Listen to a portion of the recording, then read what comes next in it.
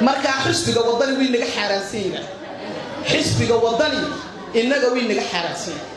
sababtoo ay tay imaamadii Soomaaliya saddex jeer badhuga ku dhacday xajidina in Faysal Ali Waraabi saddexdii jeer ba may noqon reer qabyaalada wax ku doona waxaan jeclaan lahay inaynu sanka ka tolno xisbiga wadani uu ogolaado uu sharciga u hogaansanaado uu tabtanka ogolaado waxaynu ku dadaalaynaa oo kaliya yaan qabyaalada ku kaxaysan yaan la yooran isku reer baynay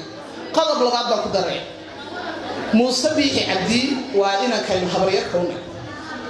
Muuse waxa uu inaga waayo cid kale kama helin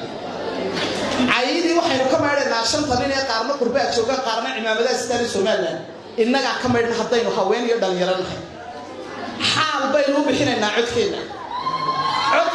xaal baynu u bixinaynaa idagalow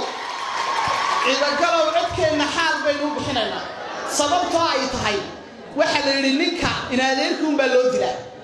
inaga ninkayna dilay magaceena dilay codkeenu baynu xaal ku wareejinaynaa deegaan Muuse Biixi baynu isku deegaanahay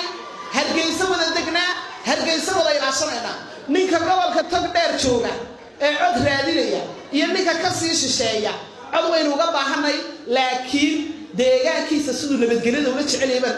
maroodi jeex nabadgelyada ula jecel